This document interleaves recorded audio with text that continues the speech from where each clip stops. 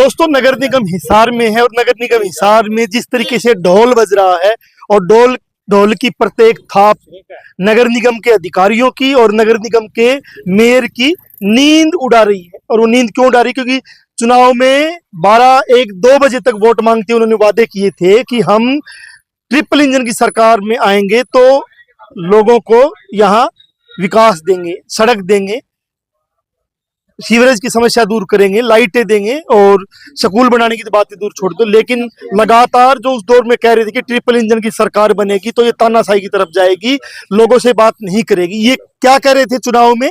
यही जो मेयर पोपली है, मेयर बनने से पहले कह रहे थे कि 24 घंटे मेरे दरवाजे खुले रहेंगे, आप आओगे तो हम सुनेंगे। लेकिन ये जब लोग आए हैं, सड़कों की बात है या दूसरी समस्याएं हैं, जब जब ये लोग आते हैं, चाहे भ्रष्टाचार के खिलाफ जवाब दो, हिसाब दो नाम से संस्था है, राजीव सरदाना है, ललित है, आशीष जैन है, प्रशांत है, अनुसूरा है, चरणजीत है, ये लोग लगातार, चाहे राजेंद्र यादव है, लगातार नींद से जगाने के लिए ढोल बजाते रहते हैं। आज भी इन्होंने ढोल बजाया है, लेकिन प्रशासन ने सुनने की बजाय पुलिस खड़ी कर दी।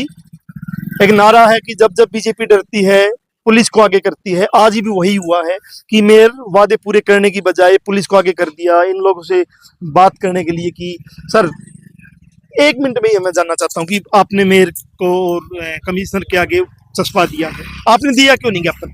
ऐसा है जी, ना तो मेयर साहब मौजूद थे यहाँ, मेयर महोदय कहा जाए तो ज्यादा बढ़िया, ना तो वो मौजूद थे माननीय मेयर महोदय, ना तो वो मौजूद थे। 1-2 शब्द और जोड़ देना चाहिए। वह इससे ट्रिपल इंजन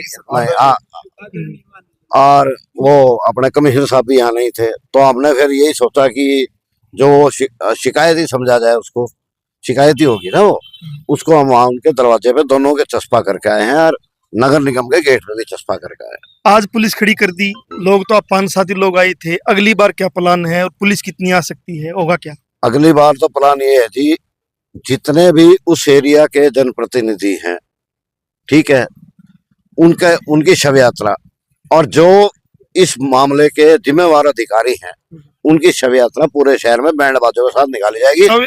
और सिर्फ शव यात्रा नहीं, रस्म पकड़ी भी की जाएगी। रस्म पकड़ी भी की जाएगी। अनु 1 मिनट में एक ही जानना चाहता हूँ कि ट्रिपल इंजन की सरकार बनाओ, हम शहर को चमका देंगे, लेकिन कुछ रोड चमक गए हैं। राजगढ़ रोड पे जाओगे रात को जो जैसे लगेगा पेरिस में आ गए हैं, लाइटें लगी है, तिरंगा लाइटें लगी है, झालर लगी हुई है। लेकिन बस्तियों के अंदर जो मजदूरों की बस्तियां हैं, चाहे आजाद नगर जैसा इलाका है, वहाँ न फुटपाथ है न सीवरेज है, तो ये दोगला व्यवहार क्यों है? देखो, पहले तो मैं सरदाना साहब की बात पूरी करूंगी कि इनकी शव यात्रा निकाल कर इनका अंतिम संस्कार करेंगे उस 5 स्टार शमशान घाट में। कमल गुप्ता जी 5 साल यहाँ मंत्री रहे, उन्होंने शहर को दिया क्या? करने वाले काम किए नहीं। शमशान घाट 5 स्टार बना रहे हैं। सड़कें दे दो, सीवर दे दो, पानी दे दो। जैसे आपने कहा कि एक सड़क इन्होंने ठीक बना दी, ये वैसा कुछ सड़कें, हाँ, जहाँ सड़कें, जहाँ डीसी रोजाना जाता है, जहाँ एसपी गुजरता है रोजाना, बिल्कुल, जहाँ से हाई प्रोफाइल लोग गुजरेंगे और जहाँ पे आप सिर्फ 15 मिनट सुबह, 15-20 मिनट शाम को जाम में फंसते हो, उस एरिया को थोड़ा ठीक कर दिया है ताकि फीलिंग आए, है ना। अंदर तक जाके काम करने में तो फिर खर्चा लगेगा ना और मेहनत लगेगी, तो वो करने की जरूरत क्या है जब आपने मेन रोड चमका दी। अब मीडिया के अंदर फोटो मेन रोड की चलती रहेंगी, यही तो हो रहा है ना जो बेसिक काम है। मैं रात की घटना बता रहा हूँ। आज मेयर ने एक वीडियो डाला हुआ है कि रात को सफाई कर्मचारी सफाई कर रहे, आधुनिक मशीनें लगी हुई है, लेकिन उन आधुनिक मशीनों के पीछे ऐसा चाहिए कि 2-2 घंटे 3-3 घंटे सफाई कर्मचारी सीवरेज के अंदर बैठ के काम कर, सीवरेज के अंदर काम करते हैं 2-2, 3-3 घंटे, और वो ऊपर से मशीन दिखा के आधुनिक मशीनें दिखा रहे, लेकिन अंदर मजदूरों को नहीं दिखा रहे जो अंदर घुसे हुए। नहीं, उनको क्यों दिखाएंगे? उनको दिखाएंगे तो फिर इनका महिमा मंडन कैसे होगा? आदरणीय माननीय परम पूजनीय हमारे मेयर साहब हैं या जो भी नेतागण भाजपा के हैं, इनका तो देखो काम ये है कि नोट कहाँ से बनेंगे। अब जो काम बेसिक थे, जिनकी जरूरत थी, जिनके लिए लोग बार बार इनसे निवेदन कर रहे हैं, वहां पे तो ये लगाते हैं पुलिस वाले। और जहाँ पे जो काम मांगे ही नहीं गए, किसने मांगा था भाई कि हमें मरने के बाद 5 स्टार ये चाहिए शमशान घाट? किसने मांगा था कि टाउन पार्क के अंदर हरियाली है, वेल डेवलप था, लेकिन इसके अंदर 8 करोड़ के पत्थर और लगा दो? किसने मांगा था भाई? वो 8 करोड़ तुमने जहां जरूरत थी वहां क्यों नहीं लगाए? कोई नया एरिया डेवलप कर दो। हर चौक पे खिलौने रख दिए, किसने मांगे थे खिलौने? शर्म आती है इनको, कितने भद्दे लगते हैं वो। अरे कोई क्वालिटी तो देख लो शहर के अंदर, ये क्या तमाशा कर रखा है? हर चौक के ऊपर ये खिलौने से रख दिए, उनके ऊपर कबूतर बैठते हैं और धूल चढ़ी हुई है। वहां तो पेड़ लगाते, लेकिन पेड़ लगता अब 100 रुपए में, और वो खिलौने हैं 70-70 लाख के, कोई 80 लाख का, पैसे खाए गए हैं पैसे हर खाए जगह। गए हैं। तो प्रशांत से भी एक बार आखिरी जाए, प्रशांत कि मेयर रात को कह रहा है कि मैं कहीं से आ रहा था और आधुनिक मशीनें लगी हुई है, शहर चमक रहा है, और धन्यवाद उन कर्मचारियों को जो रात को भी लगे हुए हैं सीवर, लेकिन वो सीवर के अंदर वाले कर्मचारी नहीं दिखा रहा। देखो ये मान के चलो कि जितने भी अधिकारी हैं, जो स्टेट है, जो ये आपके नेता हैं, इनमें इंसानियत नाम की तो कोई चीज है नहीं।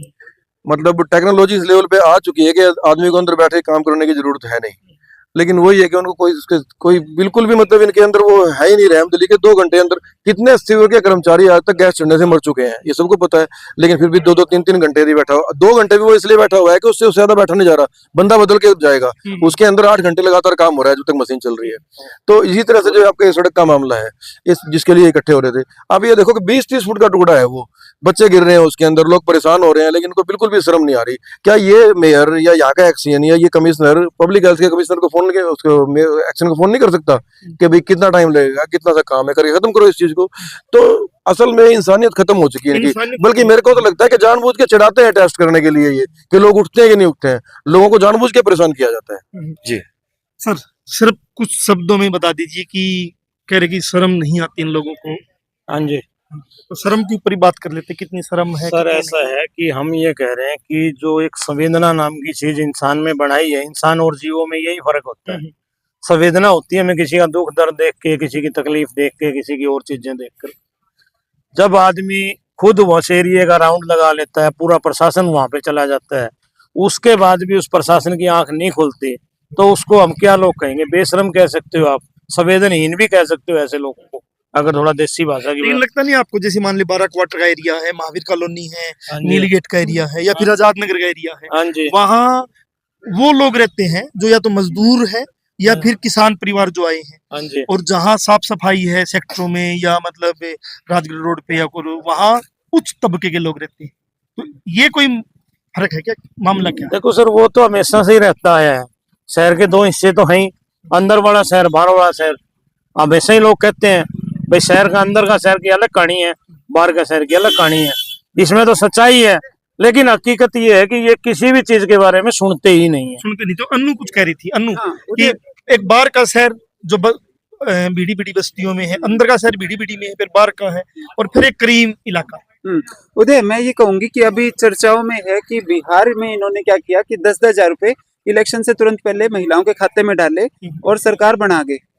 तो जब ये इलेक्शन में वोट लेने के लिए 10-10 हजार रुपए दे सकते हैं वोटर को, तो जहाँ की समस्या है 12 क्वार्टर एरिया, वहां पे भी तो वोटर हैं। 10-10 हजार उनके रोड पे लगा दो।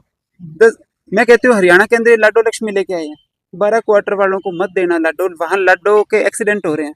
मैं कह रहा हूँ कि 12 मतलब क्वार्टर में ये खरीदेंगे। मैंने अन्नू 12 क्वार्टर में हमने स्टोरी की कुछ ही, बहुत से घरों में सीवरेज का पानी रसोई में बैक मार रहा, बिल्कुल। खाना नहीं बना सकते आप। इनका पर्पज ये है कि इनके सामूहिक काम हम नहीं करेंगे, इनको हम इंडिविजुअली लालच देके छोटे छोटे खरीद देंगे।